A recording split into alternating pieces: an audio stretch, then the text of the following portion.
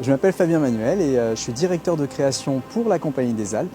On a la chance d'avoir plein de sites et là, en l'occurrence, pour Walibi Belgium, je me suis occupé de toute la direction artistique et du développement ainsi que de la création pour la zone DocWorld. Dès l'instant, on va commencer à travailler sur DocWorld. Là, par exemple, j'échange énormément avec Julien Simon sur à quoi va ressembler la zone parce qu'évidemment, il y a le coaster qui vient primer sur la zone. Donc, il y a une première phase de concept où on va définir l'univers, le valider avec le parc. Donc ça dure à peu près 6 mois. Et donc on va sortir tout ce qui va être concept art, donc tous ces dessins que vous voyez où on voit la zone dans sa globalité avec toutes les couleurs et l'univers qu'on propose. Et ensuite il va y avoir la phase de développement créatif. Et là du coup on est sur une phase qui va nécessiter quand même pas mal de cerveau et de matière grise.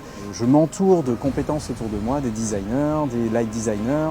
On va travailler aussi avec l'architecte pour combiner, pour faire en sorte que tout ce qui a été dessiné en scénographie tienne bien dans la réalité. Il y a eu beaucoup de personnes en créa qui sont intégrées sur ce projet, mais ensuite cette boîte de décoration avec des peintres, des sculpteurs, et donc tout ce petit monde va travailler ensemble pour être sûr de concorder avec le concept qui avait été validé en amont avec Walibi Belgium. Le travail qui a été initié sur la zone du Mégalodon est presque la partie la plus simple entre guillemets en scénographie parce qu'on crée tout du début jusqu'à la fin. Donc en soi, on n'a pas de remodélisation à faire, ce genre de choses. Mais le travail thématique à faire sur une attraction comme la Turbine est très complexe en termes de comment on va structurellement amener du décor.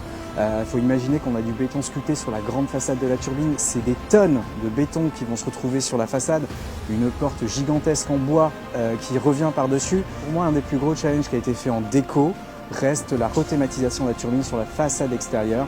Les inspirations sont un peu diverses, c'est-à-dire qu'au niveau de la turbine, on a voulu aller sur quelque chose de assez assumé en termes de darkness. De la zone du coaster, j'ai voulu quelque chose qui ressemble un peu à ces ports américains, le port du Maine ou ce genre de choses, où j'ai apporté effectivement un peu plus de couleurs, comme les pays nordiques qui cherchaient un peu à revitaliser un peu les bâtiments et à avoir un peu plus de couleurs sur l'ensemble. Un des prochains challenges qui va arriver va être les 2 grands portiques de la turbine. C'est un grand moment d'excitation parce que c'est le dernier élément de décor sur la turbine qui va arriver, mais c'est aussi un gros challenge technique parce que on va voir si tout a bien été étudié en termes de technicité, en termes de structure.